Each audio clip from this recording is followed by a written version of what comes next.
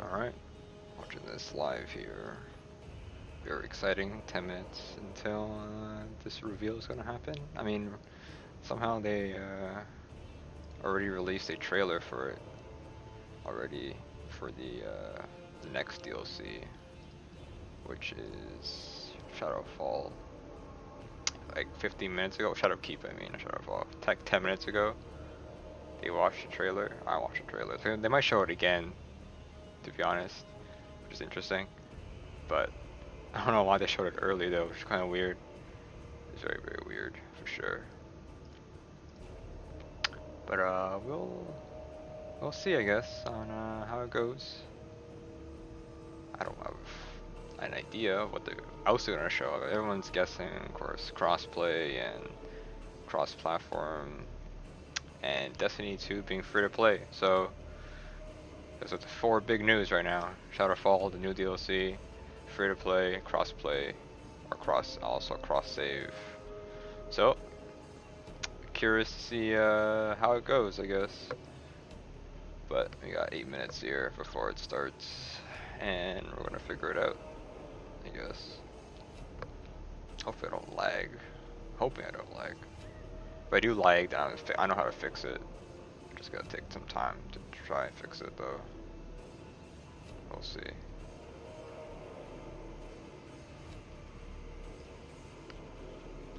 Should be fine though. It's just showing all the raids that's happened right now.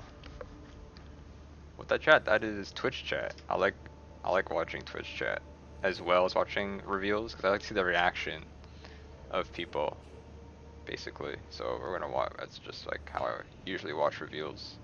So I watch with Twitch chat on. That's part of the actual stream that I'm watching right now. So we'll see. I do enjoy reading. I like to see like what people are feeling about whatever they announce. You know, PogChamps, Sleeper.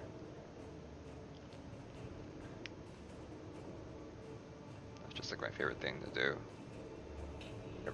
Whenever I watch one of these, I would go full screen, but I enjoy this the most. So we're waiting now. Got 6 minutes right now, or 6:50. But they're showing a little timeline here, which is pretty cool. The Red War Classic. I don't know how loud it should be. Maybe a little bit louder. Hopefully. Sounds pretty good. You can go full volume, to be honest. I don't really care. Leviathan. Alright, almost getting to present time. There's a lot to it for sure.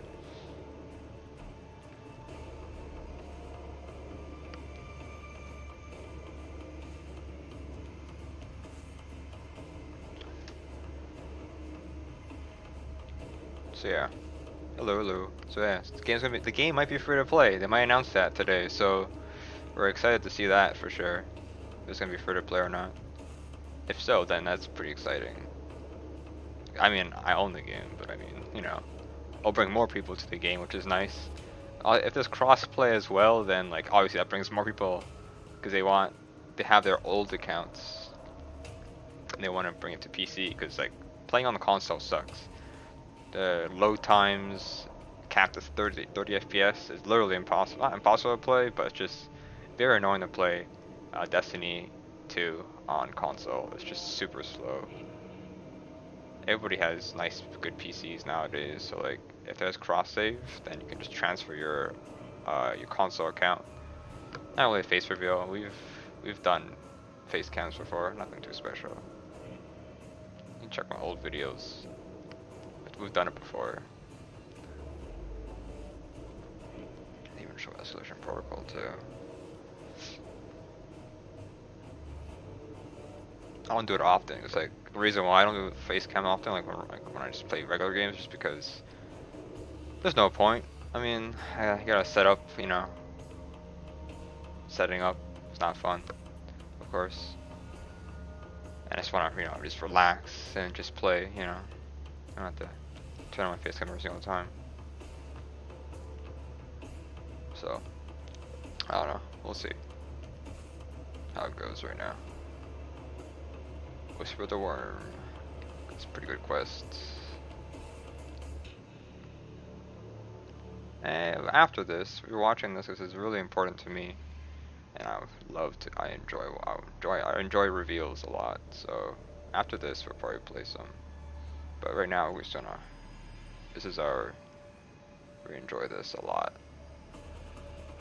Season of the Outlaw. Is it really that? After the Whisper quest, which is the Forsaken already? Oof.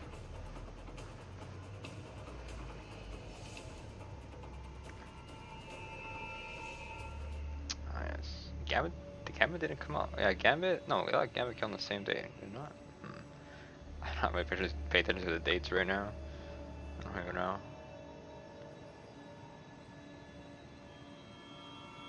Yeah, it's a long way. That's which 8 gun? The one last year or this year? Because I did both, kinda. But yeah, appreciate the commitment for sure. Last wish. That 18 hours to complete for the first time. Someone that took that long.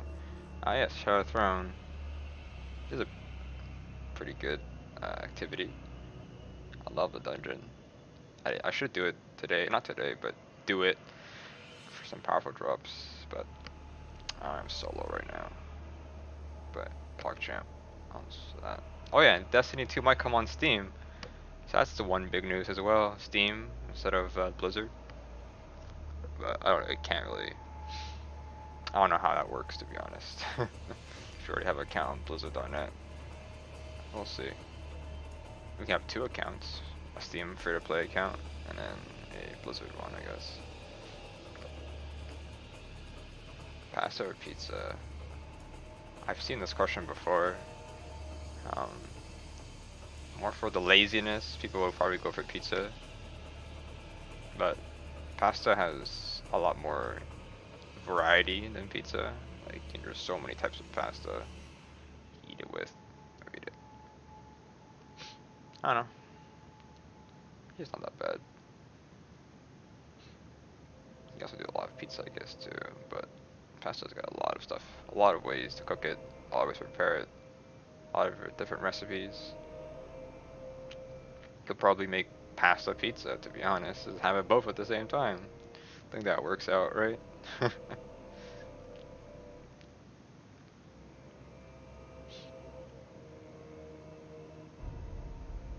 Gambit Prime.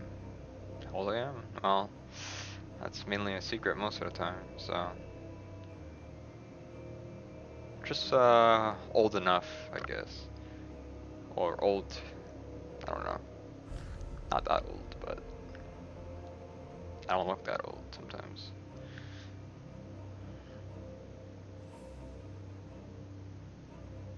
Yeah, I've done it before when it came out. I'll wait for another update.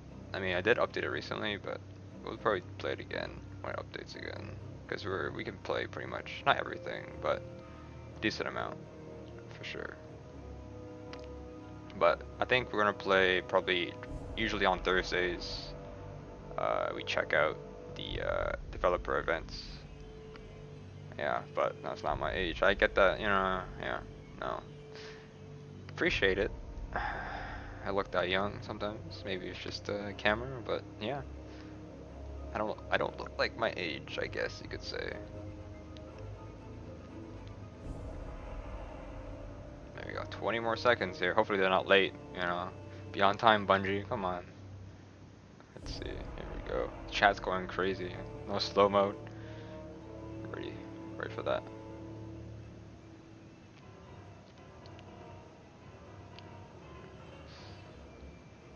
Getting closer to the numbers, but you know, we're in the 20s. How about that? 20s. How about that? I won't confirm or did a doubt, but in 20s. How about that? Here we go. What do we got? What are we getting shown today, Bungie?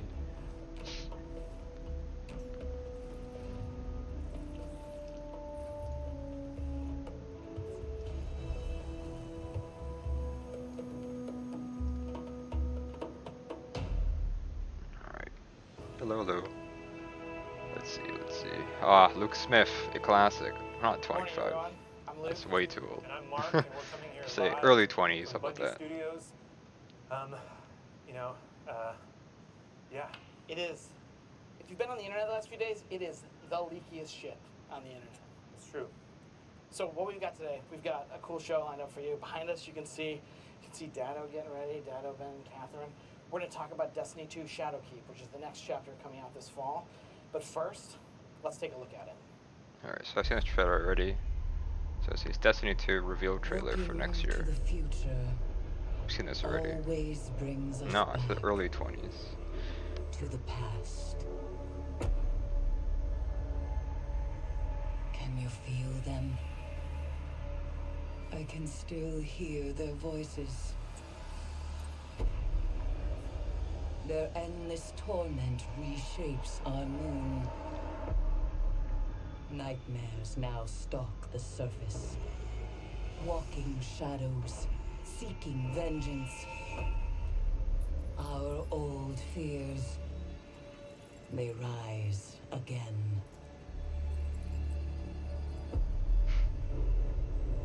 And in the dark below,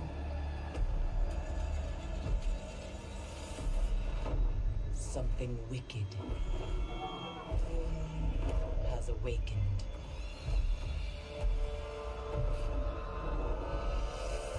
We must bring an end to this suffering. September 17th it comes out. So we'll see. Shadowkeep. Or another. So the question on everyone's mind, since Bungie's gone truly independent and is in complete control. Okay, of keep Destiny 2, going up. We're publishing the game now. We're an independent company. Is now what? 50. What's the plan? Where are we headed? 100 years old. So the way that we talk about where we're headed is like the way we've talked about over the years is what's the vision for what we're trying to do. And so the vision for Destiny going forward, the Destiny franchise, is contained in like 3 parts. The first part is being an awesome action MMO. And Yeah, we've been worried about that term for a long time. You know, we've shied away from using that. MMO. Yeah, because it comes with a lot of baggage. It's like, does that mean it's a subscription game, or you Yeah. gotta play with a mouse and keyboard, or whatever? But like, man, this is one of those things. We're on our own now, and People that announce it free to walks play. like a duck, They're gonna announce free to play quacks like a duck. right It's here. a duck.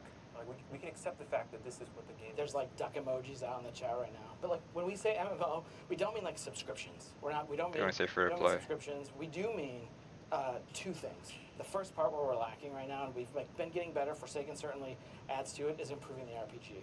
Yeah, we really, want deeper build customization for our players and for your characters. You know, you're creating these monster killing machines and you want to make them your own, and we can do a lot more there. And so a bunch of what we're doing this fall is going to be about adding the stats back into the game, RPGing the game more than it was. And D2 launched away, Forsaken improved it, and we think Shadowkeep's going to take that kind of to the next level. The second part about what we mean when we say RPG is really important to us. It's about improving social. Like this is a place Oh, where you're correct in it that can be one. hard to find grouping. It can be hard to make friends in Destiny. Hard to make And friends? We've been Yeah, saying for pretty years, much. as we've been like dodging the MMO term, is like it's a game best played with your friends. And so this is one of the things that on the long horizon of the Destiny franchise, like we have to improve the social game. Yeah, and I just want to take a moment to say, this isn't changing anything about the core action game of Destiny. Like, it is so fun and amazing to shoot monsters in their heads, getting headshots, and see their souls escaping their body, and you slip behind cover. Like, at its core, Destiny is an action game. But we're also not afraid to say it's an action MMO, and that's where we're headed. We're taking steps there this year. And so part 1 of the vision, awesome action MMO. Part 2 of the vision for Destiny going forward is a single evolving world. And we have been close to the mark in some ways and far off in others. Sounds We've about been right. close is stuff like what happened in Forsaken when Raid Team goes into the Dreaming City, they kill Riven, and they launch this Dreaming City cycle that like transforms the world. And we think that's awesome, and we want to do more things like that. Oh, the kitchen's on the Community left gets to side. come together and discover They set up secrets this and stream solve and see problems the and kitchen. push the world forward and push that narrative forward. It's where they That's eat. when This is the like game their really feels like it's not a game, but a real I don't world. know. Like Their the, commons for people who don't area. know some of where I came from, like in my time in The cafeteria, I the meant to Scarab say. Lord Gates opening event was this moment This that class brought these again, huge communities man. together. You gotta It step it up. it became Hope it's this not an awesome important event. I think the class. potential of what we're trying to do with Destiny is create hopefully. moments like that. I that don't create think I've ever bonds done it between before. players. I just sometimes Let I just players wake up work together to early change and the then I world. just don't go The sometimes. third part of the vision here is play it anywhere. Yeah, we want you to be able to play Destiny Yeah. anytime. Play anywhere. They're anywhere going to with your announce friends. cross-play, And, so they you keep know, talking we're about this. definitely going to take steps here this year. Like, and the first one, There it Well, goes. I don't know which first you want to do. Like we're just coming off of the Stadia, Just say it. the Stadia Come on. announcement, which is our partnership with Google. yeah. So with Stadia, you know, Destiny 2 is coming to Stadia this year, which is going to be awesome because it means you're going to be able to play Destiny anywhere you have a Chrome browser with a controller, and Wait, that's what? going to be just incredible Oh, for our that. community. You know, you're not going to have to lug your PS4 home to your mom's place at Christmas anymore. You know, in case Zura's selling one-eyed mask or whatever. Like, that's not a promise. You know who's been talking about this all the time? It's like Scott Taylor, constantly talking about where he's gonna play. Can't wait to play on my. He just lists a litany of devices that he wants to play. He wants to play Destiny on. And like he's And that story's just cracked wide open with Stadia. So we're super excited about that because it lets you literally play anywhere. So it's a great fit for the vision. And then the next thing, do you want to just jump? Like we have like our set list that we're moving through. And so the next thing on the list, there's been a little bit of talk about over the last like 24 hours. Like maybe you want to talk about cross save. So Oof. yeah, Cross-save. is coming to Destiny Ooh. 2 finally. Not like I'm gonna we're use it. I don't super use. excited about I don't that. have Cross-save a account. It is about taking on, Guardians that you've created and being able to play them on on other any console. platform. And we are, you know, super excited about everyone's that. excited for We know this, fans for have been sure. asking for a long time. And contrary to maybe what you've heard on the internet, because I just want to be super clear about this, cross-save is coming to all platforms. All platforms. All of them. People are saying PlayStation, PS4 wasn't. Xbox, PC, and Stadia. And There's some Yeah. people clapping in There's the a- studio. we do not have an applause light. That's just the enthusiasm of the Yeah, team. It's nice. So It's got we're something super pretty excited cool, about that. 1,000 And, you know, Robux. Bungie and Sony Group is are cute. working together New phone. to It's pretty cool. ensure that cross-save is coming to PS4 when Shadowkeep launches. For like years, we would go to do interviews with companies. We'd like dodge this question so many times about like, which platform do you play on? Which platform should you play on? Like, wherever your friends are. Our answer has always been like, oh, we're gonna like message back to like, yeah, the best place to play Destiny is where your friends are. But cross save makes that statement actually true because you can go from PC to PS4 and wherever you want to play the game, wherever your group's rating is where you can So play. you've probably seen reports on the internet, and that may be different to this. There's a reason we do the shows live. So. It's for the really awkward. Yeah. It's for us like stammering back and forth. So the next thing on our list here, do you want to talk? Let's talk about Yeah, like a new entry point. when we think of anytime anywhere, that third part of the vision, cross save, Stadia, those are parts of it. But we have some real barriers to making that totally true and really making that a reality. When Forsaken came out last year, for instance, look in the first party stores. There's like 9 different versions of the game. You need like some kind of decoder ring to figure out what you're supposed to purchase. It's like just way too confusing to figure out what you're supposed to buy. For a play. So the reason that our answer to this like big problem is, what if we just create a free entry point for the game? Oof, here and we create go. A brand new way for players to a brand new-ish way for players to enter the universe. But there's still this problem of, oh gosh, I've got like 40 hours of game to play. I've got to like get through these campaigns, which are cool, but that's not really the part of the game that matters if you're playing for Like, hardcore reasons. In the season of Opulence, Menagerie just came out. It's a 6-player match-made activity. It's awesome. I love playing it. But if I'm going to recommend it to a friend who's not playing Destiny, it's like, well, you got to buy this version of the game, buy this other version of the game, and you got to play all that. And I'm not going to play with you because you're doing old stuff. And so it's going to take, it becomes hard to recommend.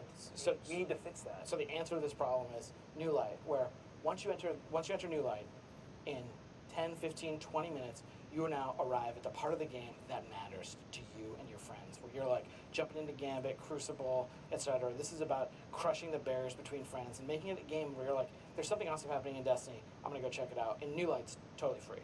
It's free. You download New Light, create this character. Within 15 minutes, you're playing Gambit with your bros or running around the EDZ and discovering lost sectors. Like, you're having a really fun time. So the other part of this handshake is the way we're thinking about selling the game differently now. We have for years had this like compounding purchase model, even something like the annual pass, which I think we've learned a bunch from, and we have plans for how we're going to iterate on it over time. Everyone's pretty happy. It meant I mean, that blog up champs in front chat. you had to spend $35 Yeah, some sleeper. rather than maybe purchasing things a la carte, and that strategy is a strategy that we're changing now that we're in control. Yeah, if you think of New Light like a baseline, I'm trying to New we're Light. thinking of our content. No, kind they of didn't really like, explain New Light. I keep saying New Light, packages but that go on top of that. assuming it's So just free to play. Destiny 2 Shadowkeep is completely standalone. It's an expansion pack, and it's standalone. Cool. Standalone. It's an Nice. expandalone, I guess is what you would call it. Don't need to play Forsaken. You don't need to play Curse of Osiris, Warmind. You don't have to play Drifter. None of it. You buy it and you jump right in. But we want to do that with seasons too. And so going forward, our seasons, you're going to be able to jump in and have a great free experience, and that's awesome. But if you want that, access to some of the premium content, you can jump in and buy that season, season 8 separately from season 9. Yep. So another part that we have had trouble with over the years is answering questions around things like exclusive content.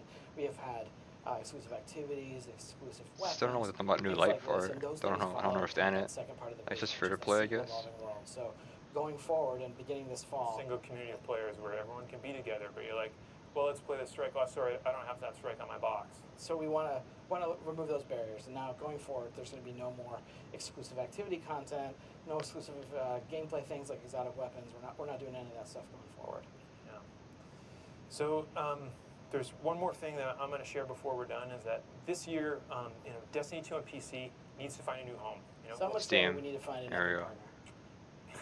Yeah, and so we need to find a new home, and because we're self-publishing Destiny now, and we're truly on our own. And so Destiny 2 is going to be coming to Steam. There we go. And this means that anyone currently playing Destiny 2, they're going to be able to come over to Steam, free of charge. They're going to continue their accounts. They're going to continue all their possessions. Going to move over. Any licenses they had, any DLC, like whatever, it all comes over. And Shadowkeep, the D2 expansion that's coming out this fall, is going to be shipping exclusively on Steam this year. It's kind of like when you relocate for a job. I'm gonna say just and they early relocate you, and 20s. like How a about van that? shows up at your house and loads all your stuff in, and then takes it. And you show up at your new house, and it's all there. But this time we're gonna unpack it and move you over to Steam. How exactly this is all going to happen, there's going to be a website on BungieNet somewhere that describes it in more detail. But we want the transition to be really seamless for players and a really good experience. So a thing that we want to try to do to wrap all of this up is do the Instagram cut down version of everything we just talked about in 20 seconds. So the vision for Destiny going forward is pretty simple. It's an awesome action MMO in a single evolving world that you can play anywhere. By playing anywhere, that means cross-save across all of our platforms. We have a new platform that we're adding this year, Stadia. We have a new entry point for the game called Destiny 2 New Light, which is free. And everything we add to the game is going to be purchased a la carte going forward. So Shadowkeep, Season 8. Let's say in Season 8 we start to lay the foundation for some changes we want to make to PvP, but it doesn't tempt you to come back yet. Well, maybe in Season 9 we'll have something that's going to make you want to come back for sure. No more exclusives going forward for us in terms of gameplay and armor and weapons. A lot of And if you're information to playing a take in game here on for PC, sure. We're moving you to Steam. That's kind of that's the end of the set list. The encore, if we're carrying the music thing forward, is this awesome? I think it's more than an encore. Sure, yeah, actually, we're the opening act. They've been watching two Yeah. dudes talk to you for 12 minutes or whatever. So, the main event is coming up. Data's behind us getting ready. But first, let's take a look at a new Vidoc called Out of the Shadows. Yes, a new Vidoc. I love these. It's gonna be nice. It's gonna be good. Very good. Alright, let's watch this. This really is the beginning of a new era, and I think beginning is an important part of that sentence. This is the first time I think that, in a long time that Bungie has stood kind of on its own.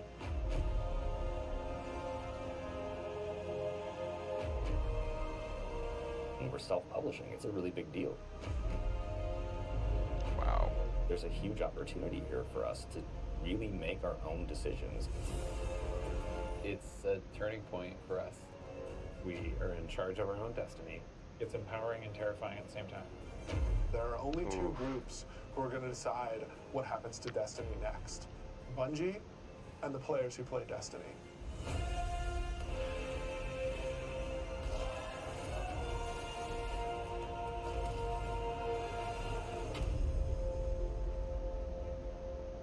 PogChamp.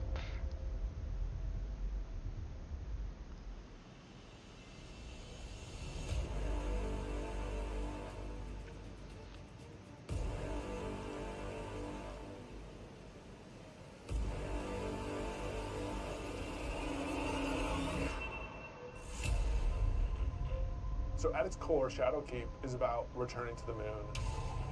We haven't been in the moon in a while, since Destiny 1, and a lot's changed.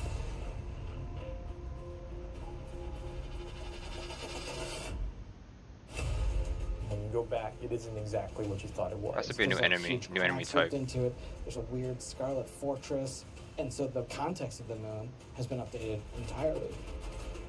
This isn't just about the hive anymore. It's about something else, something terrifying.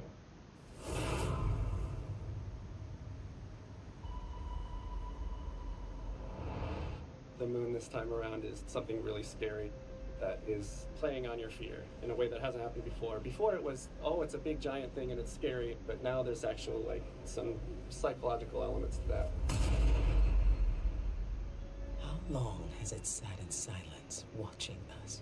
Much too long. Having Eris Morn come back instantly signals to players the tone shift and change. There's an undertone of threatening and psychological horror. You're all insufferable! We want to tap into what makes Guardians afraid. What are their worst fears? Shadowkeep refers to the things that Eris unleashed on the solar system. Nightmares are manifestations of a Guardian's past. What if the villains that you thought were well into the ground actually weren't, and they were being resurrected by the darkness? Eris is trying to figure out how she unleashed this kind of madness, and so she needs your help.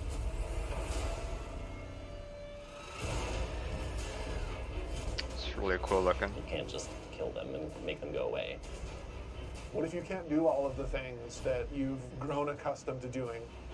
Being unable to achieve what you're trying to achieve, no matter how hard you try. Players, they think we can deal with this. We killed Crota, like we killed orcs. Like, no big deal, right? Well, you're going to get there and you discover it's a bigger deal than you even thought it could be.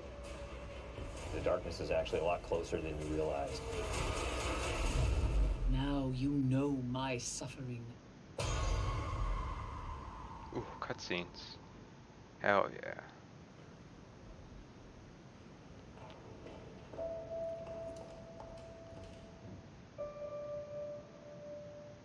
It's been a year, basically, of just a constant two-way dialogue with all of our passionate players. Under it or on the sides of it more? The number of green... That's really informed what it is that players want out of the Destiny game and how we're evolving, not just the story of the world, but what happens to you as a Guardian.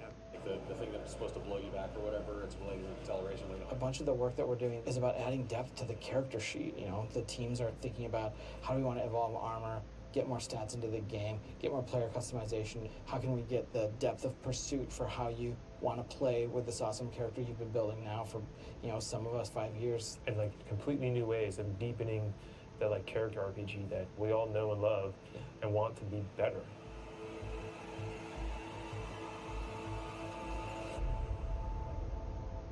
Recycled. Oof. Everyone wants Trials to come back. In I never played Shadowkeep, it. we so are we'll see. fundamentally evolving the systems and moving the world forward. You want to bring some of that sci-fi element back to it. Where it's like panels or something. We've been dancing this line between, I'm like, are we RPG enough? Are we not RPG enough? And now we're like, you know what? Screw it. Let's just go all in and just say, like, let's give players what they want. Ooh. Allow Ragdoll. them to kind of like customize the players and their habits and their game modes and all that stuff as much as they want to. So in Shadowkeep, what we're doing is changing the way that armor, perks, and mods work pretty significantly. Right now, in the game, if you have an armor set that you like the look of, but you have another armor set that you like the way it plays, you're probably going to pick the one that you like the way it plays. Armor 2.0 is focused on allowing you to take the mods that you've unlocked and apply them to any given piece of armor. When I move my cursor over one of these mod sockets, it immediately shows me all of the mods that are available to me. Holy crap. Personally, I'm excited about the artifact. Players just get to kind of like fidget with these knobs and switches and do all the things that they want to do. When you get to this last tier, each of these perks gets relatively close to what an exotic might feel like. That's going to be a lot of fun. It's going to be a lot of fun. Holy crap. That is some interesting stuff for sure. Finishing moves are a new thing for Shadowkeep. Finishing moves. I mean, there's some crazy ones for the hunter. This awesome flourish where he actually does like spin in front of him, has 2 knives, and then just hits. That's pretty cool. I was like, what the heck? Like, what game is this? Yeah, Titan finisher. He jumps in the air, pulls back, looks at his fist, and The ragdoll. it's kind of like the dunk. There's so many different ways to dunk. You can behind the back, 360 cartwheel, whatever.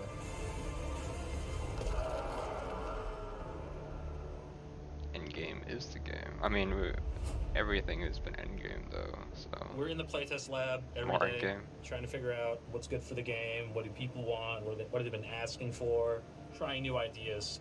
So I want to try. I added radar hiding. Let me know how it feels to get shot by this heavy bow. I am working on an exotic heavy bow, and I'm just working on figuring out some knockback, trying to see how big this. Okay, that's probably too much, but you get the idea. Damn.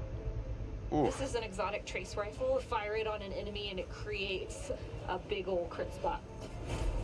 Crit spot. That's pretty cool. Here's a hand cannon that Victor's working on. It fires special ammo, and it's a little bit like a one-handed sniper. Ooh, I like that. Like, it's actually our only hand cannon with a scope on it. Right now, it kind of lights you on fire if you keep firing it too much. We'll see. Some people like it, some people are kind of but we'll hammer it all out. Oh. It's time. It's about to get loud. Is it Trials? 1v1 on the board. Oh no. Was it competitive or comp? One of the things we really want to focus comp. on, especially with Season 8 and the start of Shadowkeep, is a renewed focus on PvP. We're updating labs to include some much-loved game types from the past. We're also redoing a bunch of the playlists and how they work. But the really important thing for players to know is this is just the beginning. This is us building the foundation of what we're doing with the Crucible going forward. What is that gun? It's a lot of information coming at me right now. Previously, you would have a 20, 40, 60-hour climb before you could do what's considered in-game content. And now you can pretty much do that immediately. We want you to feel like you are in the end game from the moment you step on the planet. It's not endgame though. You start at endgame. Doesn't make any sense. Leveling up your Guardian and becoming more powerful, overcoming dungeons, overcoming raids. For the raid, we had multiple destinations that we were considering, and Black Garden was like immediately top of the list. And everyone was like, yes, and I was like, yes, that's the one I wanted.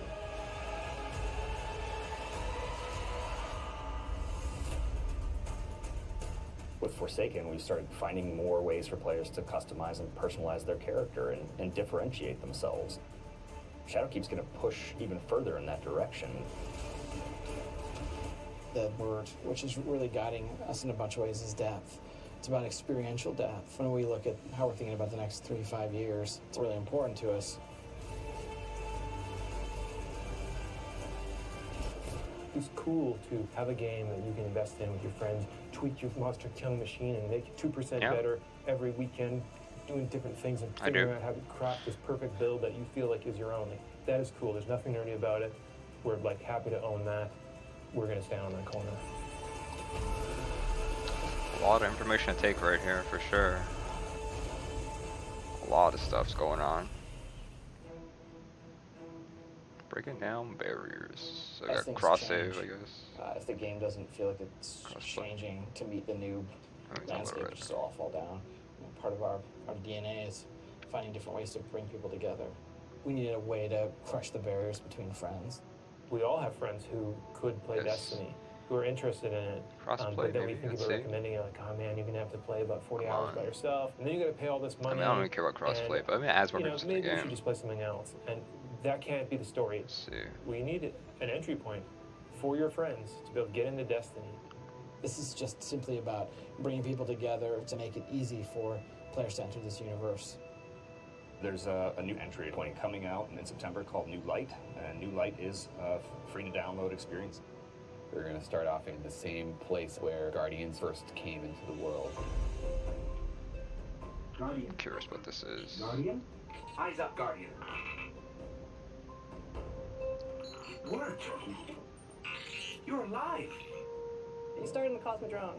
What? Yeah, You're going back. Going back. Yeah, blast from the past. Okay, it's not going to break orbit, but it just might get us to the city. It's as easy as come in, make a character, play the amazing introduction to the game, Ooh, intro. Interesting. and then land in the tower And then we'll set them loose to open up the world as they see fit. and have sort of an array of potential in front of you. You can just start playing the game and get into some of the same activities that your friends might be playing. Interesting. The campaigns from D2 Year 1, the Red War, Curse of Osiris, Warmind. Every world we have will be available for them to explore and to free roam and to do bounties on. Every cooperative strike, whether they're playing with friends or matchmaking, every competitive multiplayer map, The D2 Year 1 raids like Leviathan. full access to Gambit, the hybrid mode that we have. All these things are available to them for nothing.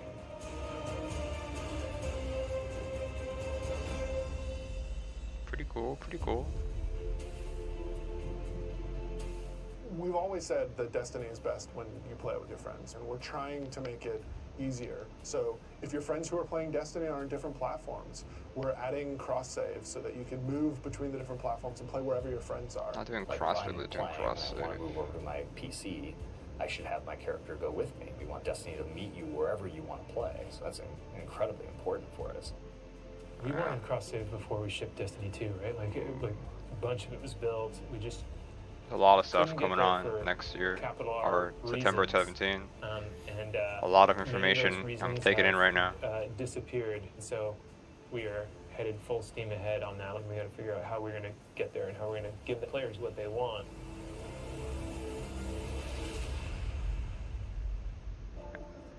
As culture as we can get. Our original vision for Destiny was a world that would evolve and change.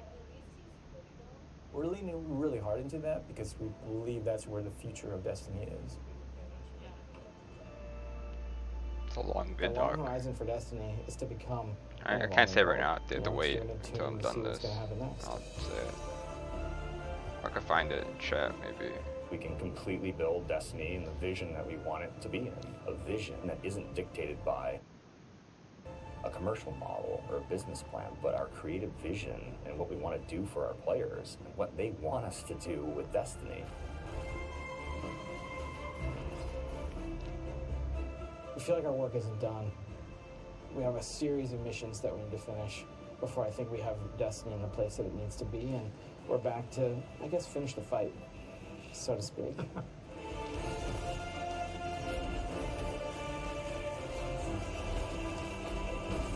It's almost done here. The finishers are pretty cool.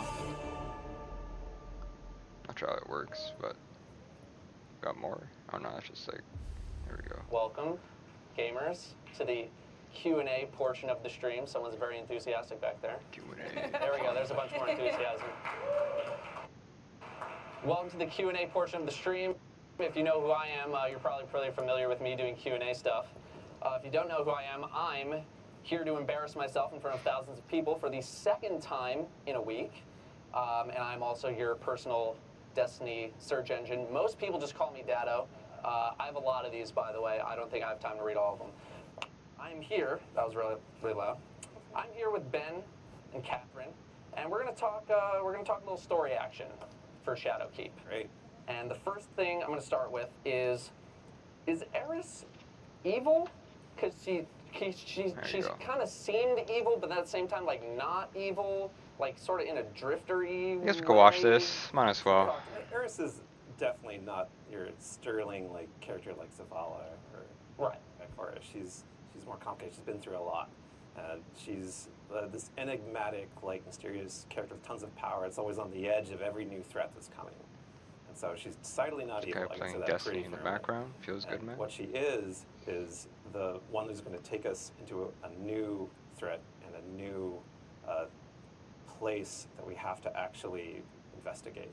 Because she's come back. She's been gone for a long time. And there's been a lot of parts of the Eris story that we've gotten hints at. You know, we've seen lore books. We've gotten, like, seen what she did after the tower blew up. We knew that she would. We know that she's worked in Mars for a long time. Yeah, it kind of looks like that, to be Well, honest. I don't know all what those journeys that it's she's actually done supposed to brought be. Is her it, back is to it the moon. Crota, I guess? A moon Yeah, that we I could thought see we it with the like, wings. left I never, behind, I we never killed played threats there. Well, she's discovered something D1, even so I don't darker really know. in the dark below. So. The dark below. I see what you did there. Trying. Dark below. Didn't drop my pen. Like he's running the Dreaming of, City right of jacket. Marsov Interesting. and all that, I'll pose this question to you. Is this connected to any of the events of Forsaken? Is this connected to Mara? Are we going to see any sort of link between the two? We aren't talking about Mara specifically in Shadowkeep. Okay. This is an Eris story, but like what we're doing here is we like Dreaming City was a really fun like way of exploring like the deep lore of Destiny, right? Like we had Truth to Power, and we had all the curse weeks and stuff like that. Yeah, I was definitely Marisov vignettes. Marisov vignettes. So this is like we want to do that, but like for Eris, right? Right. Like we want to just go in there and be like, there's so much stuff. Like you said, she's a super enigmatic character. Like she could totally appear to be evil. Mm-hmm. Like she uses the powers of darkness and sources all her magic from the hive. Right. Like Yeah. why? Like what is all that? Yeah. And she's doing it to protect humanity. That is like her mission she's had for a long time. It's too bad I don't know much about, Eris more because I didn't play D1. She's a D1 character, of course, so like slaughtered by Crota, and she barely survived. I know a little bit of her, but from the lore and stuff. Like rally people to destroy this threat that would have consumed the last city and all of the rest of humanity. And then she saw Orcs was coming too, and she worked with all these forces that players and everyone else in the city had no idea were even around to try to stop it. She does things that no one else can, and she's doing that one more time. Well, she's persevering a lot. I feel like eventually just like get over it. Like fire team's dead, but we got Crota, right? Like give it up, lady. But I think that's like not fair entirely, maybe because no, I know. I'm just messing around. Yeah. Just to go back to Forsaken real quick. Are we getting any hints of like what's going on with Uldren and Marsov? Like Uldren, we kind of got like a cutscene, and then it's like, all right, that's it, and then there's no resolution on that at all. I would love to sit here and talk about Uldren. That's a conversation for another time. Okay. Yeah, and I'm going to turn back to Eris on the moon because I'm just super excited by what we're actually going to expose. It's not just what Eris is doing there right now. It's not just about this new threat. It's not just about nightmares, which are now infesting our moon. It's about the history there, and it's about what's changed since you were last there. The moon that we remember from people who played Destiny 1, a lot has happened since they were last there. Well, that was actually one of my next questions is how is the moon different compared to Destiny 1 now? Because we had the Hellmouth, and that was, pretty intricate design for the hive and everything. How is that changing in Shadowkeep? Because a lot of people are going to say, we've already been to the moon. Like, well, it's twice as big as the moon you remember. Yeah. Twice as big. Twice as big. And as you might see, there's a giant red citadel now. Yeah. Looming threats, and there's mysterious entities, nightmares that are pushing out everywhere. There's also smaller stories that have been uncovered because of all of this this chaos and happening in that place. The Fallen have a new place that they've set up, and they have their own reasons for doing that. The cracks of divided places you've been before, and they're going to change how you play and you sparrow and move through them. And you're going to discover old stories from who knows how long ago with characters that you remember. Guys playing Crucible going in the to background. expose more of what actually is coming. What gun is that? Are we going to see any potential new characters popping in? Well, there's one that's one of my favorite characters. I'm not going to say it though because it's spoilers. Okay, fine. I'm not going to tell you that. That's fine. There's a ton of what this character does, and I read through all the scripts and I thought it was really awesome. Okay, then all right. Consider me intrigued. I guess one of the final questions I have is why this storyline as opposed to any other storyline that you guys might have considered? So we have internally, Bungie is a lot like the players in that we're always talking about Destiny as fans, because we are fans of our own game. Like we're fans first of Destiny, and pretty good amount. Moon is a fan favorite inside the studio, and so it always comes up about, okay, well, we're going back to the moon. What about the moon? Like we just don't go there anymore. We should go back. What's been happening on the moon? Wait, is that on the moon? And et cetera, et cetera, et cetera. It turns into this fervor and excitement that, okay, we're going back to the moon. How do we make that work? Right. And the thing about every Destiny destination is you play through what we can release and what we can show and the stories that we have, but there's always more. There's always like another horizon or another like deep depth or another like entire region that is not yet explored. And I consider every place we go in Destiny to have more stories that are just waiting for us to like find the right time to tell. Absolutely. The Moon has some great stories. Yeah, I will have some follow-up questions related to story stuff later in the show, but that is just something I kind of wanted to know, like, you know, why this one? Were you guys working on maybe other storylines that maybe just didn't work out, or you want like, let's save that for later, or like, maybe we scrap that all together, or was it just like, this is happening, like, we want to go to the Moon next, like, let's do it? It's mostly that. Yeah, I think the passion comes first. The passion comes first. Okay. I think we're constantly thinking, like, as he said, we're all players of this game, and we're all like, oh man, yeah, what is happening on the Moon, and what is happening to all these stories that we've been exploring for a while, and like, you know, it's just something. It's whatever is most exciting to us at any given time. And I think it's a relatable feeling that we're going after too. Keep me awake in the morning. The Moon Not is a morning place anymore, that was very dear to a lot of players' hearts, but it's also new to a lot of other players. And so, like, I consider it like you take your best friend back to your hometown. You haven't been there in 5 years, and it's changed. Like what has been torn down, what new is there, what still remains. You're going to explore it. You'll be like, oh, my favorite Chinese place is gone, and now it's an organic grocery store. No, I'm going to go buy all the lettuce. You know, like, you're going to have. It's going to be these moments where you're going to rediscover everything, and it's going to have meaning for you, and then your friend's going to have meaning for your friend in different ways. And I think it's also really exciting on top of New Light too, right? Because like Moon was like Yeah, the I big do. destination. Do love Brisk. Yeah. Old D1, and you're just like, okay, yes, we're pretty going bad. there, or I'm gonna bring all my friends there. Like, I can bring anyone there. I was even calling New Light First Light for a while, and First Light was the big moon map. Right, even, exactly. so, yeah. You may get a little look at Force Light, just a little bit when you're running around the Moon. Yeah. I look forward to it. Big nostalgia factor. All right. Do you guys have anything else to add before we transition here? One thing, when you talk about Marasov, the thing that I really loved about Dreaming City as someone who played it at home was going to the vignettes and every few weeks. And we really loved how that was a new piece of Destiny, like this Dreaming City cycle type of thing, and how you play it. And we're trying to instill those lessons into Shadowkeep as well. Gotcha. So look for cool lore drops like that over time, similarly to Dreaming City. Cool. All right. Well, thank you guys very, very much for joining me. Thanks. I'm going to rotate you guys out for some new guys, and don't forget to take your mug. Yep. Oh. Otherwise, I get yelled at. My mug, you can't have. All right. Fair enough. Next to the stage, we have Justin and Del. Welcome. Welcome. Boy, I don't know.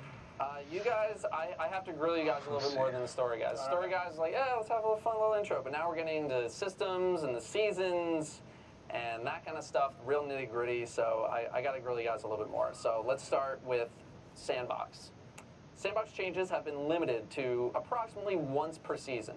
To many people, they think these need to happen a little more frequently. Are there any plans to change that? And are there any barriers to more frequent updates?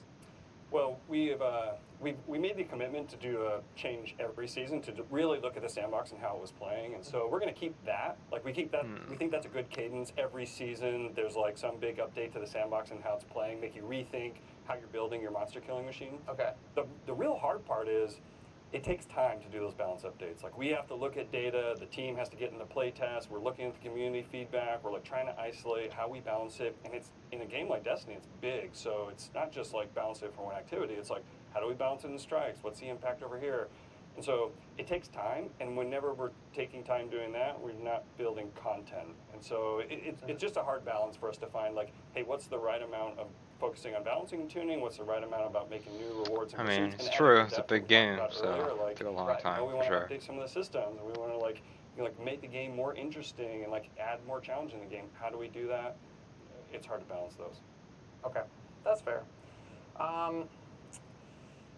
Another kind of big topic question. Are there any plans to completely separate PvE and PvP balancing? I know you guys are capable of adjusting the damage of weapons in PvE. Do you feel like there's a need for that separation? Is there a reason why you haven't? I imagine if there is not going to be a separation, it's probably related to the same reasons you guys have been giving in the past.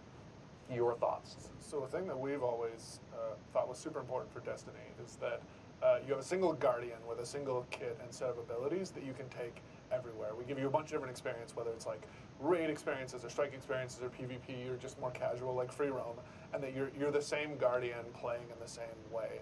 And a thing that I think we do pretty well is our shooting and our like gunplay feels good. And part of the reason why it feels good is that muscle memory of like just the same expectation of seamlessly going from your brain into the controller, like into the bullet. And that requires a level of consistency across the board. That doesn't mean that shooting a Thrall in the head is going to take the exact same number of bullets as shooting a Guardian in the head. There is some variance that we bake in. I mean, some a lot of balancing games that we do this, but we it's don't hard. wanna It's very hard to split do them, it. because we think if we do that over time, it's going to cause us to lose that muscle memory. I that understand. feeling of a single Guardian. I understand Yeah, we want you to go the into any concept of activity this. and like, you know, I play Many games Crucible have and done then I this. get a gun and kind of wonder like, well, what does this No, do? everyone was Like, complaining, we're not why gonna could you just be balance, optimized for you every know, activity.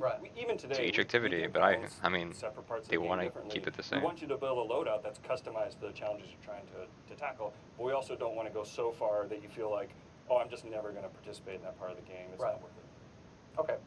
I'll take it easy on you guys on the next question. Keep going hard. Keep going. Well, let's get a little business out of the way. Is Forsaken and the annual pass getting a price drop? Do I need them to play Shadowkeep? Yeah, so what we're doing starting today is that everything that we've released in Destiny 2 up until now, so base Destiny 2 game, the expansions, Forsaken, and the annual pass, that's all being bundled together and dropped to just $40. Okay. So, and that's starting today. It's pretty cheap, but 40 we bucks. don't want to require any of that. That's a content really to good play this deal. stuff. Like, That's a really good deal. like Luke and Mark said earlier, we want all of our expansions moving forward to be simple and a la carte. So if you like the stuff that we're showing off in Shadowkeep, you can just go and click purchase. You don't have to do the complicated thing like, wait, which pieces of the content do I own and which of these 11 SKUs should I buy? Right. And it's the same thing for recommending to your friend. Regardless of how much Destiny they've played, what they own, it's all the same entry point, which is just picking up Shadowkeep for $35. Shadowkeep's $35. $35. So we're keeping That's sort not of that bad, not seasonal pace. But of, the thing is, of one content. expansion, so Is that a la carte let's going see. to also apply to It's only seasons? 35. Yeah, so we want the seasons Pretty to cheap be a for la the carte expansion. because there were a lot of things. So it's that 40 I for liked Forsaken personally and about the annual 40 for pass, everything. but asking And people 35, to so yeah, to pre-purchase spend $35 up front to do $75 content when we didn't for even everything. announce what the name of some of the seasons were, I think is not as cool as it could be. Like it's better if you can wait and once you watch the trailer, once you hop in and see some of the content yourself, then decide if you want to buy in. And so each of the seasons will be available. But we also want to make sure if you jump into Shadowkeep, we're not immediately putting our hand back out asking for more money. So Shadowkeep is going to give you season 8 or whatever season it is starting. Yeah, it is for the So if I buy, you just don't understand, if I buy but Shadowkeep in like $4 is January cheap and for it's this season 10 or game. whatever, I Literally, would get season 10 as yeah, you'll just get that season. if you don't So understand you don't have how to do this the game complicated used to questions work, which like part of how this premium how they're content, splitting it why right do you buy? now, Just jump into Shadowkeep and you're gonna have everything. how they're talking about like expansions and stuff, like people confuse what to buy. Okay. It's because Destiny 2 itself was like what? A triple game, so like 60 bucks, right? Kind of hardball. I think. I don't know how much The the original community price for kind Destiny of 2, right? Laments the loss And then of things expansion like 1 was like 30 bucks. Strikes, Expansion 2 was new PvP $30. maps, and otherwise Forsaken was like new $40, additions so like to $60. What they would consider And then staples annual of the pass Destiny was experience. $30, I think. How valuable do you So think those things are compared if you were making new to add all those activities? prices together, And are we ever going to see but now stuff you can like spend strikes, 40 new bucks to get that PvP all. maps, and It's that a kind pretty of good stuff price. return outside of If everything costs like $100, $200 to play the game, and you played it when it first came out, then it's really expensive. But now it's only 40 bucks for all that content. Big lists of It's a things really that they good wanna do. deal. We've tried some of it in the past, like for season 6, we did a lot of Gambit quality life updates, and there was new maps for it. It's just, again, the challenge with a game this wide is we can't do that all the time. And so we're definitely focusing like season 8. We're coming back to the Crucible. Like we know we spent too long, like we haven't done enough for it. We had a lot of commitments with Annual Pass 1, but now we're coming back. And I think we might not answer all the ritual game in any single season, but over the course of a year, probably going to touch a lot of different parts of the game. Right. I hear you guys. I can hear you through Twitch chat screaming, "Ask about PvP." The question. It's here. It's for a different person, but it's here. Don't worry. I got you guys. Yeah, and another thing I want to say there is like we tried to change up the formula with annual pass and with the seasonal model over the last year. Where if you remember before, when we Twitch did chat wants the DLCs, PvP stuff. we would They're put a little bit of asking every for single it. type of content in each one of the drops. But then that meant the whole team was working for If you don't know, months the or guy years who's on asking just questions that, right and now there is a would be streamer long on drought of content. And Twitch what we're for trying to do Destiny. now He's is pretty every been couple playing the weeks, game every since single D1, month, and he's we're releasing something and a keeping pretty it evolved, good, continuously evolving. But that means that we can't Destiny release player. everything at the same time. And so we've tried to revolve around and touch different parts of the content. But yeah, and for example, like I think we underserved PvP in the last year. That was a mistake with how we planned out the annual pass, and we're going to correct that starting in season 8, and then we want to walk around and touch all the other pieces of content. Yeah. So would you say that there is a chance that we'll see like a new strike throughout the year with the seasons? Like I don't think Certainly possible. Like we haven't planned out exactly what's in each one of our seasons, but no type of content is off the table. I mean, like I kind of want to throw it back to you. Like what do you think the seasons are missing right now? Yeah, I mean, again, it just kind of comes back to a lot of those staples of the Destiny experience. The game has grown very wide and just not very tall, which is something you guys are addressing in Shadowkeep. So I think the community would definitely like to see, you know, some strikes come back, a couple PvP maps, even like remastering some Destiny 1 maps, right? Bring back, you know, Rusted Lands and whatever else people want, Twilight Gap and all that. So I think people would absolutely love to see that. I guess final question for you guys. Do you worry about being able to produce the volume of content you produced this year without the help of Activision and the other studios? You know, because the community is insatiable. You'll never be able to make enough stuff to keep people entertained. And yeah, I mean, how you guys feel about that? Working with Activision, they were great partners. Vicarious Visions, High Moon Studios, they've made a ton of the cool content in Forsaken and the annual pass that I'm really impressed by. A thing that we did though is we knew that this was going to end at the end of the annual pass. So what we've been working on for the last year is reconfiguring the team to make sure that we're in a place where the set of content expectations that we've set for players, we can continue delivering on every single season. So I feel confident that we can keep delivering a season's worth of content that Destiny players have come to expect every single season moving forward when it's just us. Yep. And then the hard thing, just like the original question about PvP balancing, is whenever we make new activity content, we're not being able to do the thing you just asked about, of like, well, how about servicing the existing stuff? And if we're getting that big, so always it's a real trade-off. hard to like, and this is the challenge. We haven't figured out the right balance for it. We're going to keep working on it, but it's going to be a question of like, what's the cool new adventures? What's the cool new ways that are going to challenge your monster kill machine every season? But how are we updating the rest of the game to also feed in and challenge like give you new challenges for your character?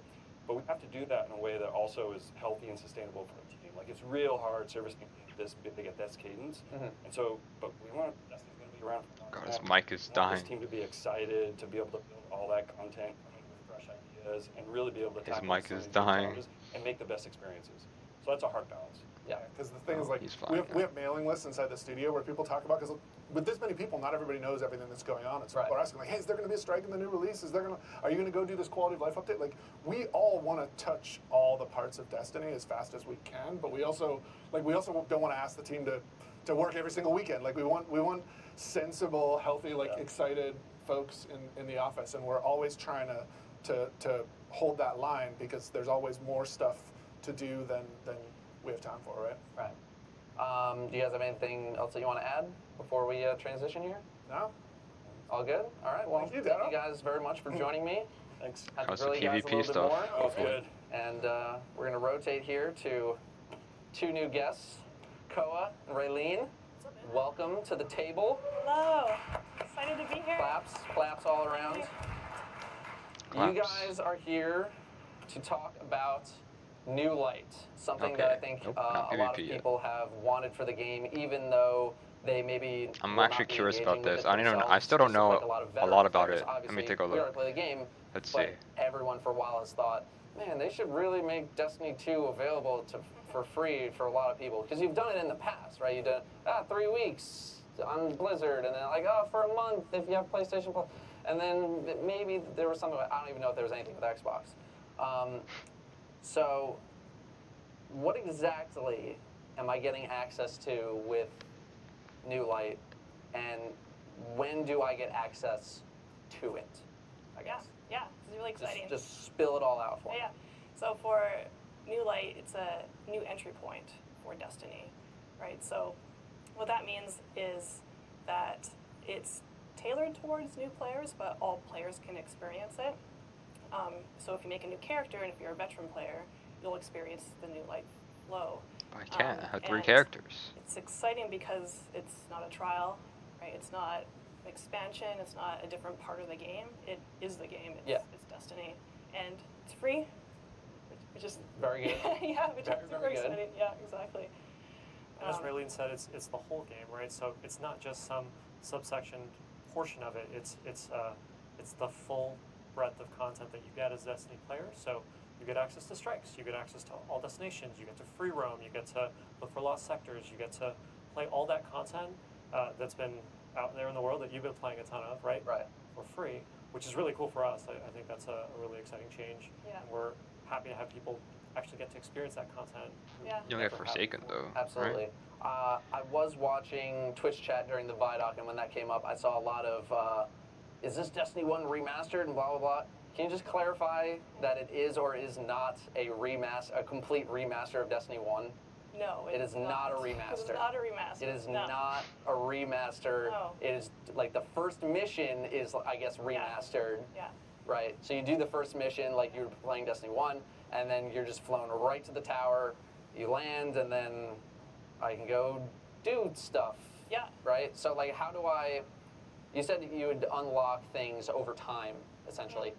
How, like, let's say I'm brand new, download New Light, do the first mission, land in the tower. I want to go to Mars. What do I got to do to go to Mars? Yeah. So one of our biggest goals is to remove barriers, kind of what you're mentioning, so that you can play together with your friends, and you can do that within the first like 20 minutes. So once you land in the tower, as you're saying, the first, I guess maybe I'll dive back a little bit. For the Cosmodrome mission, it's about 15 minutes or so. And What? You'll 15 minutes. learn the basic, elements of Destiny, how to shoot your gun and that kind of thing. But once you get into A the long tower, time. you can start playing strikes. You can start playing Crucible. You can start playing. Yeah, you can play those no matter what, because and it's for the not destinations. We're level based. We have a system that we're building that will unlock destinations over time, but it's not going to be very, very long. Right. One of our goals there is so that the world doesn't feel so overwhelming. Right. So it's not we're not trying to like lock content. We're trying to make it ease players into our world. Right. Yeah. Yeah, I imagine it can be very daunting just loading into the tower, bring up your map again. It's like, oh, there's 17 things here. Yeah, exactly. What do I do? Yeah. Yeah. So the thing you were talking about there, where how do you get to Mars, right? You start after you do the Cosmo mission, you go to tower, and you have access to EDZ. You play that for a little bit. We haven't tuned exactly how long you'll play, but it's probably not very long. And then you'll start, as you complete bounties and other activities, you'll quickly unlock other destinations. So you'll probably be in Mars in like a couple hours. Okay. So what kind of stuff am I getting with New Light? Like, can I go play the original Destiny 2 campaign? Yes. Yes. Can I play Curse of Osiris? Yes. Yes. Warmind? Yes. Easy. It's an easy question. So, okay. So go, yeah. Yeah. You can play all those campaign content if you want to. For us, we're making it optional, right? So back to the barriers kind of thing. We want, if you choose to play with your friends right away, right? And But here's if the you thing. want to go experience There's a real problem with this. go ahead and play that as I'm not sure, but there are some quests. Even like Leviathan? Leviathan Raid, yeah. There are some problems where you need a. What about Forsaken then? Can I go to like Dreaming City and Tangled Shore? Like what's the limits on Forsaken? So that's a little bit different. As far as Tangled Shore and Dreaming City, you can go there. We actually want you to be able to explore all destinations. So we mentioned that you'll unlock destinations over time. You'll see that Dreaming City, Tangled Shore, and actually the moon as well. Oh wow! What? Shadowkeep. And you'll see all the destinations. You'll be able to play all that stuff. And what will happen is we're giving you all of that access. But then if you wanted to, like say you play Shadowkeep and you really like the raid content, you really enjoyed the way that feels with your friends, or you really like story missions, if you want to go back and play the Forsaken story campaign or any of the Forsaken raids, like Last Wish or the dungeons in Forsaken as well, then the Forsaken package is available to buy, and that's a separate thing. Okay. But all the destinations are available to you at all times. What? So Everything is basically, free. If I want to go play like the meaty stuff of Forsaken, like you know, the raids, the dungeon, the campaign, exotic quests, exotic quests, things like that. Things that are the beefy stuff. I would need to go buy Forsaken, but I don't need Forsaken to go play Shadowkeep. That's crazy. That's crazy right there. That's actually crazy. Is there anything else you guys would like to add? Because I feel like we covered basically everything that I needed to cover. It's a lot. It's a lot to talk about. So I was saying, okay, maybe not. Maybe since you have to buy Forsaken, I guess. Yeah, on destinations. Because there are some exotic quests. Maybe probably because they're Forsaken exotic quests. You have to finish some of the campaigns for Warmine and Curse of the Cyrus to be able to finish some of the exotic stuff.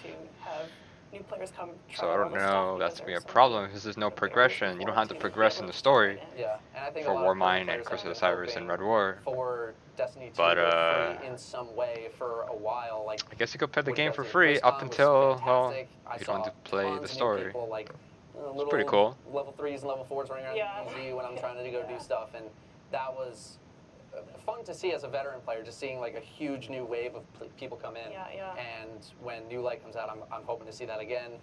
And just knowing how much stuff they get access to as well is pretty. Me too. My friends, inspiring. like anecdotally, like, oh, I want to play, Destiny, but what do I have to do to catch up to you? So. Oh, one more question. What level do I start at? So, sorry, let me clarify. Yeah. You have your character level, and then you have power level. Correct. Yeah. What character level do I start at? What power level do I start at? Yeah. So right now we're tuning this back and forth. Okay. So it could change, but it's 750, right? But power level 750. Yes. That's what you start at. So basically the cap of today. Yeah. What? As of right now. Totally. Yeah. But our goal is that so that you can jump right in and play the most current content. Yes. What? That is the main goal there. Yeah. What? That's good. No, I mean that's sort of related to the boost that people can do for the beginning of the season, which I thought was also a very good idea. Helps people get right into it. All these question marks. It's all platforms. In chat. All platforms. All platforms. Perfect. If you guys have nothing else to add, I think that is horrible. They shouldn't do that. You know how much effort I'm putting into the 750 right now? And then people who just play for free get to be 750? Guest here. I shake my head. Luke Smith. There we go. I got some zingers for you. I got some hardball ones. We can get to this. I want to talk to you for a few minutes. Okay. You've had a pretty eventful week, dude. Eventful is one way to put it, yeah. So first, I know I want to talk to you a little bit about the raid, but I want to talk to you about the weekend before. Okay. Because so you're battling throat infection. This was like the raid was like your flu game, your Michael Jordan flu game. Yeah. By the way, shout out to Be Bold. Congrats on the world first. Carolina Gamer. What's up, man? Esoteric. So So walk me through it. I've watched it. I was actually in your channel watching as it all went down. Like, yeah. Hell yeah, he is. But the game director of Destiny too. Yeah, no, I mean, I'm happy where we placed. It was big man at the top. It was actually the closest between first and second in the history of Destiny, and I'm very happy with where we placed and everything. But man, like you got all these silvers and bronzes, and it's like. Yeah, but a gold one would be nice. Yeah. One day to put on the mantle. Yeah. So, yeah, we'll try next time. I think we got a really solid squad. You'll have another chance this fall. Yeah. All right, let's do it. All right, let's get some hardball questions. Why did you decide to partner with Google Stadia? Because I assume the relationship's a little different compared to Activision, but I think many assumed that after you guys got away from Activision, you really go on your own. Is Stadia going to have a significant impact on development of the game? Anything like that? There's a couple types of development. There's the the first thing, why Google? Like, it's that vision that I laid out at the top of the mark. The awesome action MMO, single evolving world that you can play anywhere, and Stadia is a step in delivering the play it anywhere step. The next thing about impacting development, creatively, it's not going to change our creative. Like, from the beginning, we've tried to make Destiny a game where it's like one executable. Like, we're not making exclusives anymore going forward. Yeah. But development-wise, there's an impact because we've taken a bunch of our talented engineering team to like stand up Stadia this year. So like, there's always trade-offs that we're making. Mm-hmm. But we think it's an awesome partnership. All right. For the first time ever, you guys used the word MMO to describe Destiny. And is it really the first time? The first time that I can remember. Publicly? Yeah, at least publicly. I can remember dating back to an interview that Adam Sessler did with Destiny, and he said like they very actively avoided the word MMO. And so I was very surprised to hear that. MMO to a lot of people is scary. You know, it's a lot of grinding, management, education. Yeah, we're still watching. It's almost we done. got some of those things in the game right now. Yeah. Some grinding, some education. Unless they announce something at the end, definitely some, hopefully, but maybe, probably what are not. the change We'll and see. what are you doing to make sure that Destiny still keeps its identity while also expanding upon the systems that MMO or RPG players have come to want? You know, so Johnny Two Sticks is like, I just want to shoot aliens. Like, miss me with the spreadsheets, right? So yeah, so we're gonna preserve like the core action game for Destiny, like the Johnny or Jane Two Sticks comparison you're using. Like, we're always gonna be an awesome kinetic action game. Like, this is one of the things that's just like cultural here. Like, we have an awesome sandbox team. We've had an amazing group of folks who have built a rad action game. For us, the MMO language isn't about some of the. After watching this, well, normally side of things. It's Thursdays really more I about play, you know, how does it point the way the to where we developer need to go, events. which is So deeper probably do character that. customization. A phrase that we've used here a fair bit over the last year is we want to get more depth on the character sheet. Like when we look at the character sheet, even post the Forsaken changes, the character sheet still just doesn't have enough depth on it. And at different points in the franchise's history, like we're coming up on year 6. It had more. Like when people were chasing, you know, tier 12 or whatever and taking King in Rise of Iron time frame. And those are the types of things that we want to start with and bring back. But we think the future over the long horizon is much brighter than just that. Yeah. And so then the next part of it is really the social fabric. And we haven't built the right things yet for the social fabric for the game, and we want to make it easier for players to play together, get into activities. There are all kinds of checks that I could like sit here and write that we haven't committed to yet, but improving the social game is a check that we're gonna fix over time. And I just want to like remind folks that when we talk about things like vision, we're not necessarily just talking about like, and all of this is coming this fall. Right. We're really trying to, you know, now that we can have that like open dialogue with here's where Destiny's going over time. Like here's where we're going on the long arc of the Destiny franchise. Yeah. Well, speaking of the long arc of the Destiny franchise, are we going somewhere with this story? Because we started it already in like a very obscure, like, what did we just do in the Black Garden? Like, what? Okay. And then like, okay, now the Oryx storyline, and then the Riven storyline, and then this storyline, and then this one, and we have 18 different branches that all seem like they're doing their own thing. It seems like we're just living in the world of Destiny and maybe not experiencing like an overall story. Like, is this all getting tied together? It feels a bit too much like life rather than an arc. It's like where are we going? So we've talked about this a bunch internally. Like we have over the years had kind of like different monster of the weeks is how we described it. You know, Dark Below to Dark Below Crota, Oryx. That was all just like a monster of the week story. What we're doing this fall with Shadowkeep is, you know, we did put some arrows into flight at the end of Destiny 2. And Shadowkeep is the next chapter in that like broader universe story. Like we are going to be, you know, peeling back some of these layers over time.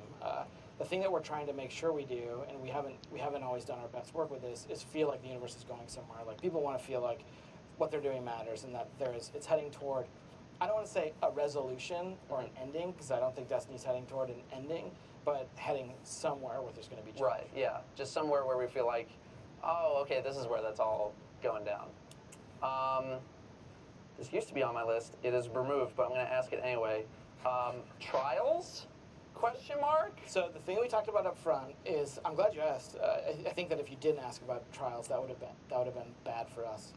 Probably would have been really bad for you. sure. If you don't ask the questions that your community wants to know. Because PvP for the last year has been, here's a new what a gift. comp weapon that's just been easier to get, and comp is pretty bare bones, and PvP has been, or has felt neglected over the past year, and I gotta ask about trials. Yeah, so what This we're is doing a very in important Season 8 question is we here. are looking I never at played it. Looking at Let's the see. playlist structure, and we're going to make changes to the playlist structure, and we're going to talk about a bunch of that later this summer. The like crappy metaphor for the way I'm thinking about this is, we have like some additions we want to make to the house, but first we've got to like look at the house and repair the foundation, and we've got like work to do and maintenance to do, and we have to do more upkeep and than we've been doing for sure.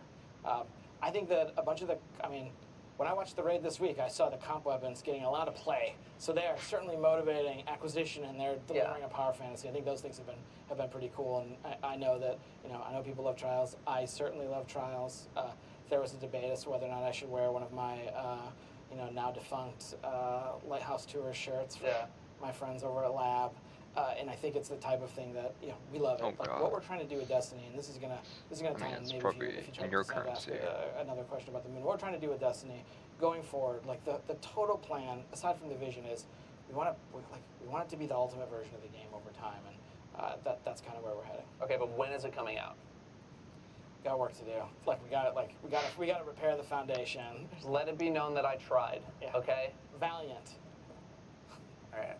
For that, I'm giving you. This is a hardball question, but I'm gonna role play. Okay. You're gonna be Luke, and I'm gonna be mad on the internet. TM. All right. How are you gonna respond to people in Twitch chat who are gonna say? You still seem like Data right now, though. I know. Character. Yeah. Okay. I'm always mad. You guys are reusing old assets to refresh the game under a major expansion. We already been in the moon. Forsaken had Dreaming City. Tango Star, Dreaming City was crazy, and they had Scorn, and then Taken King had the Taken, and we went to the Dreadnought, and now we're going back to the moon, and we're fighting high. Like, what do you say to those people? Recycled content, by the way. So what do you say to them? I know that you talked to Ben and Catherine earlier, and I don't remember if they exactly talked about when we take something like a planet and bring it back, like the moon, we're going to update it to the latest context and change the world. And there's a bunch of cool Easter eggs and stuff and Out of the Shadows for people. But the other thing that I want to address here with your question is how does something like bringing a destination back fit into the overall vision for Destiny going forward, where we have made all kinds of awesome stuff in our history, and we have this opportunity as we continue to grow this content war chest to update these things, bring them back in new ways. It's not coincidence that we've ended different things with references to things that we've done before, or some note that I wrote and signed off with had a reference to a classic raid. We really are looking at the backlog that we're building and thinking about what the future of Destiny looks like and how we're going to be able to leverage that backlog going forward. And the moon is kind of us dipping our toes in the water to see how it feels, and it's also us taking an awesome stab at what does it mean to take a place that we've been to before and update it into a new context. And it was the origin of this. Actually, a bunch of the origin of this came from some of our super talented artists here who they're playing around with the lighting engine for D2, and they relit the moon, and they just sent a couple screenshots over to Mike, Zach, and I, and we're like, holy shit, this looks awesome. This looks awesome, and we just get excited about that stuff. We see it, and then the team gets their hands on it, and they get excited about it, and then there's this. It's like a Katamari ball of excitement, because the moon's a place that it's a thing haunting us in the sky. You said the S word, guys. See it, and the opportunity of Destiny to go back to a place that's that nearby unknown and see how it's changed over the last few years. We think it's gonna be awesome. All right. I got one more question. I assume you're going to be asked this at E3 anyway, so I'm just going to ask it anyway. Destiny 3, what are we doing? Because I think some people are surprised that Destiny 3 is not coming this time around. Are we going to keep Destiny 2 and just keep stacking on expansions? Do you want to make a Destiny 3? Is there anything on the horizon? Anything? Because I'm sure that's super far out, and you can't say much, but if you got anything. It's anything that we're going to do beyond what we're talking about today is super far out. And right now, we've really recommitted the team to Destiny 2, the next chapter of it's this fall. We've got plans for where we're going to go with Destiny, and there's a bunch of stuff that we talked about here that we've got to deliver on. It doesn't make any sense if they release Destiny 3. The future of Destiny is that vision that we outlined. Everything they talked about for Destiny 2 wouldn't make any sense for Destiny 3. That's what we're going to be doing. Are you?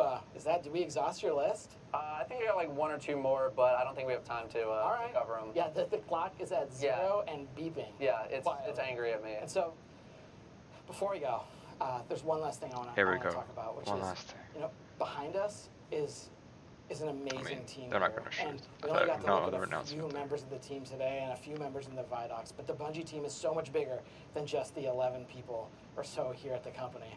They are who showed up. They're doing an amazing job.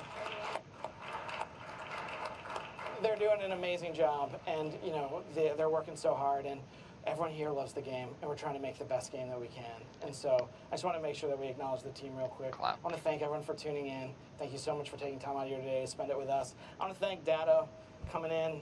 No problem. It's okay with second place. Yeah.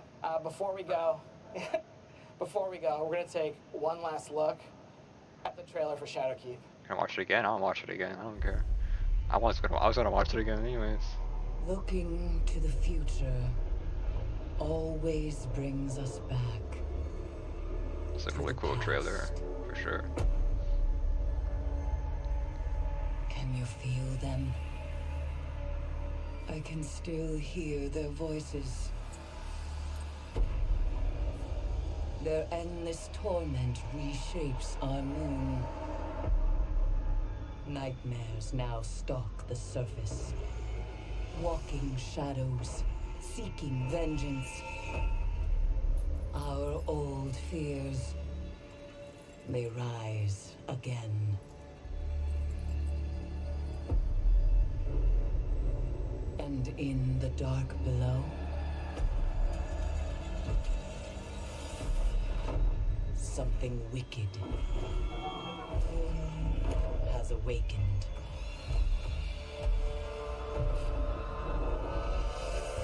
We must bring an end to this suffering. One way or another. I'll be waiting.